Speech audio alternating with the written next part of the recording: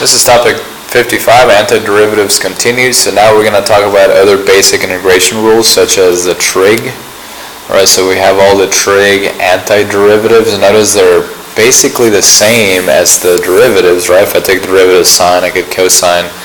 Derivative of cosine is negative sine, but because I'm taking the antiderivative of sine, that would be negative cosine. So again, if you don't believe these, right, if you remember your derivatives of trig functions, you can go backwards to get the same thing. So again, the antiderivative of secant squares tangent, the antiderivative of secant x tangent x is secant x plus c. I think the ones that are maybe hard to remember are the ones that have a negative.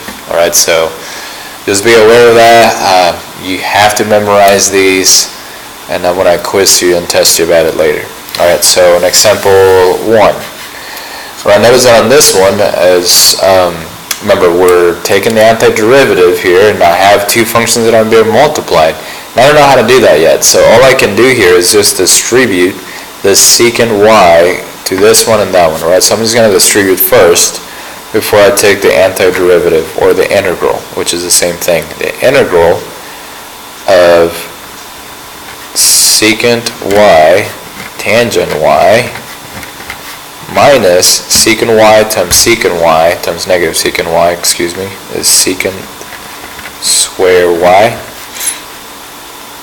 dy. Alright, so we're going to take the integral, the antiderivative with respect to y.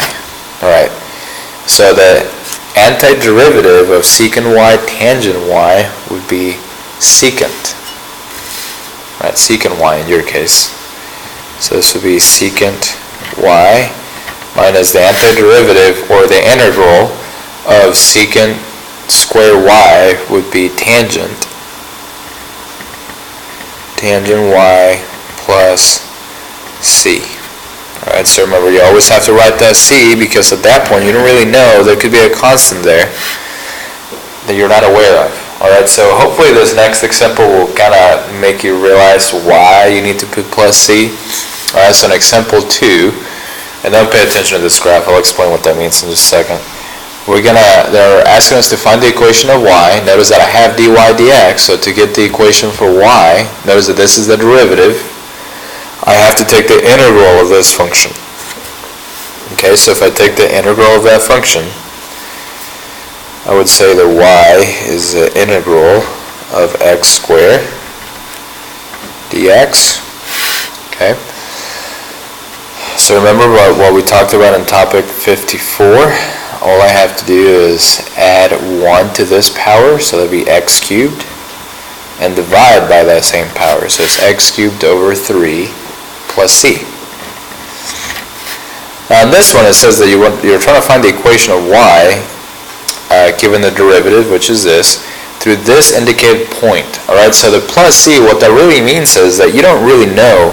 Notice that all of these functions represent an x cubed plus 3, but you don't really know which one of these you have, alright, unless you solve for c.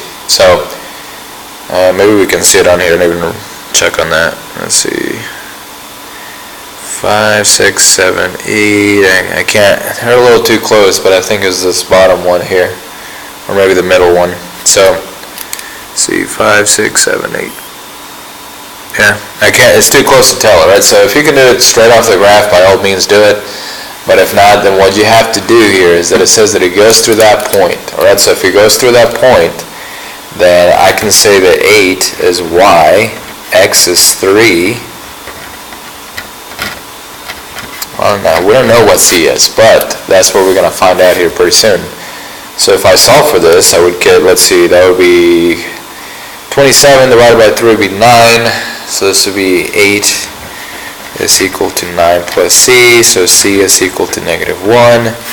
So therefore my equation y is equal to x cubed over 3 minus 1. Okay. So that must mean that this right here, where my point is, this is the equation, represents that right there. That equation represents that one, this line right here, this curve.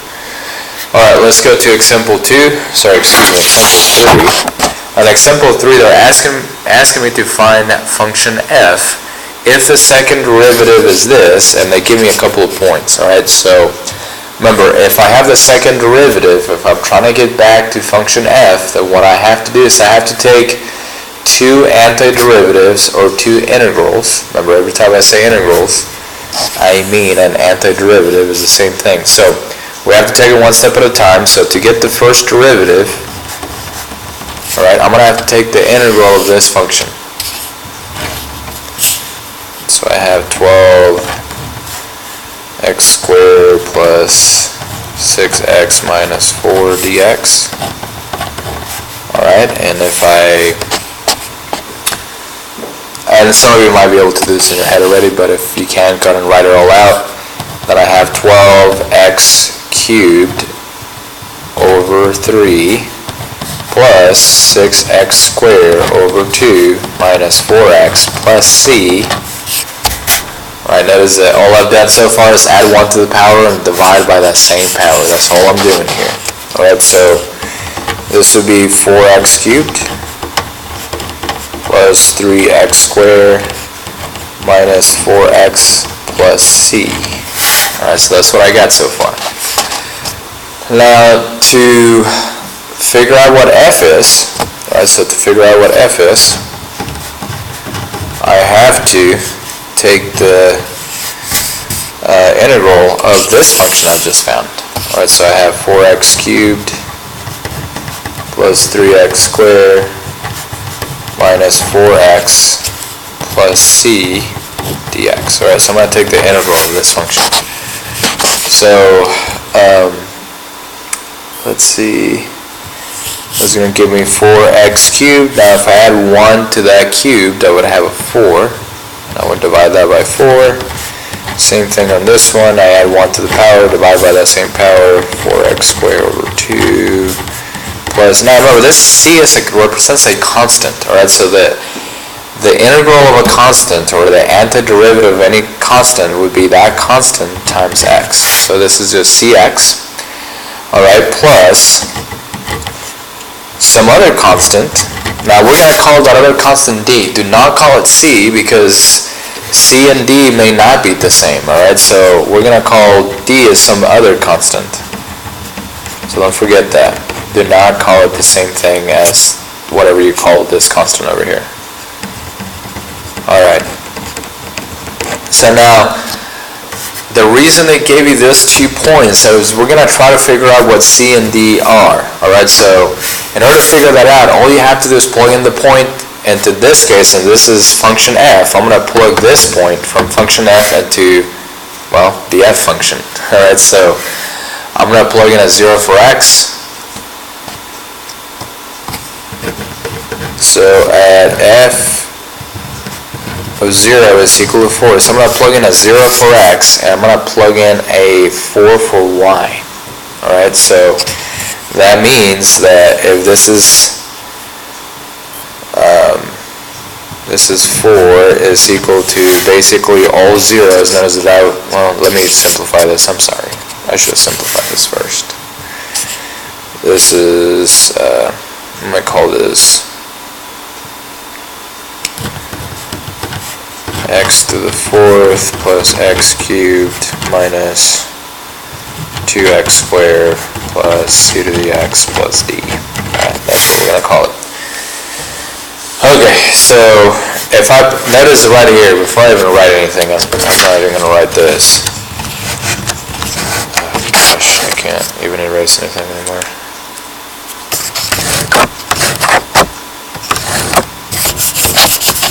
Okay. So notice that if I plug in a 0 for x, all of this would be 0, everything. And if I plug in a 4 for y, then all I have left is 4 is equal to d. That's all I would have. So therefore d is, got this whiteout is coming off here. D is equal to 4. Alright, again, if I plug in 0, 4 into this equation, everything here would go to 0. Y would be 4, so all I would be left with is 4 is equal to d. Alright, so that's that for that one. So to figure out d, now to figure out c, let's use the other point. So I have f of 1 is equal to 1. So f of 1 is equal to 1 means I'm going to plug in, you're going to plug in 1, 1 into function f, right? So that's going to give us, let's see, 1 to the 4th plus 1 to the 3rd minus 2 times 1 of the 2nd plus c times 1 plus 4. Remember that 4 came from this right here. Alright, so I already have that.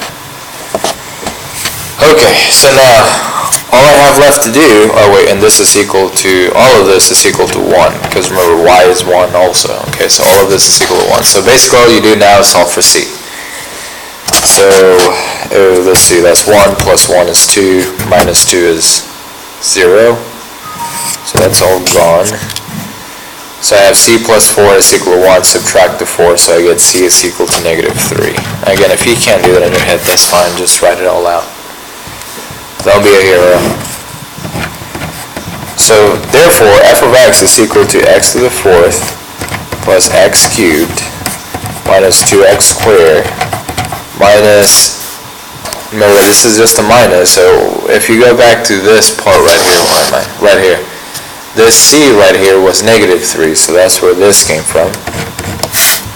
And then d was 4, so plus 4. So there's your equation, f of x, that goes through both the points 0, 4 and 1, 1. There it is. You have to do all that. It really is maybe worse than it looks. Actually, it's not too bad. Alright. It might be easier than it looks, that's what I meant to say. This American expressions I'm not familiar with. Alright, example 4. Alright, so if a particle moves in a straight line and it has an acceleration given by this equation right here, and they're giving me the initial velocity, and they're giving me another a displacement at a certain point, they're asking me to find the position function.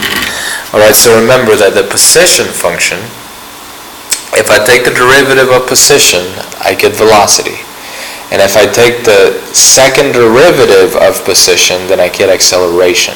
Alright, so to go from acceleration to position, I have to take two integrals, or two antiderivatives. They mean the same thing. Alright, so to figure out the velocity, so I have to go in steps. So if I take one integral, I am going to go back. If I take the integral of acceleration, then I'm going to get velocity. Alright, so I'm going to take this with respect to time. So I'm going to take the integral of 6t plus 4 dt. So again, just take the take the antiderivative. So I get 6t squared over 2. Remember, all I'm doing is n1 to the power and dividing by the same power. And if this 4 is a constant, I'm taking the antiderivative of a constant. This would be 4t.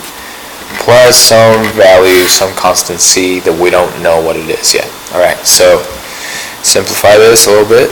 So we got 3t squared plus 4t plus c. Now, unlike the problem before that, they give me the velocity, and the initial velocity is negative 6 centimeters per second. So because I already have, this is the velocity function right here. So remember, this is the velocity function. Since this is a velocity function, I can actually go ahead and solve for c now because I'm given that. Alright, so I'm going to plug in 0 for t, and I'm going to plug in negative 6 for the initial velocity. So if I plug in a 0, well, maybe I should write it. If I have a negative, I'm not going to write the units, negative 6, and this is 0 squared plus 4t, but this is also 0 plus c. This is 0, this is 0, so c is negative 6. Alright, so that means that c is negative 6. So therefore, velocity is equal to 3t squared plus 4t minus 6. Alright, so now, in order for me to find the position function, I have to take the integral or the antiderivative of the velocity function. So the position function, which they call this S, is given to me if I take the antiderivative or the integral. Alright, so this symbol, remember this is a little squiggly S, represents the integral or the antiderivative. Let me be a little bit more precise there. Is the integral of velocity with respect to time.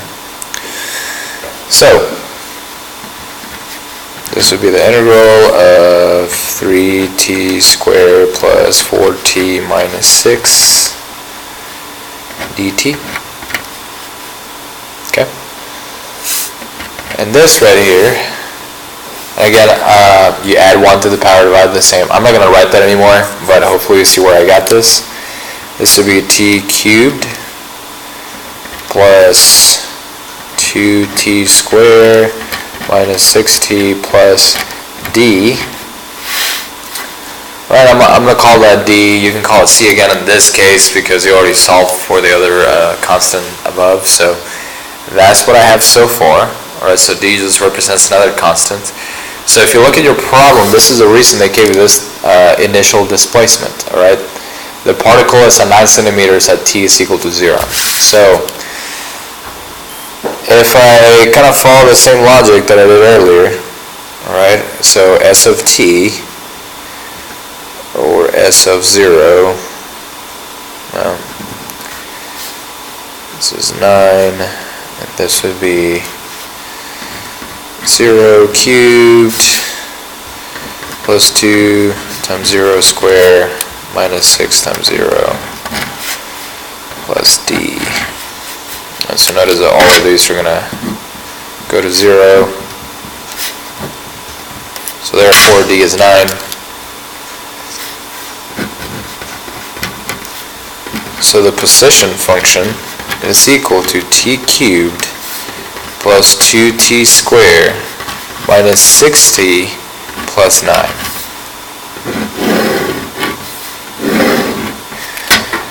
Again, I hope that makes sense. You know, we're going to give you plenty of time to work on this, so make sure to work on this. If you have any questions, make sure to let me know. Until next time.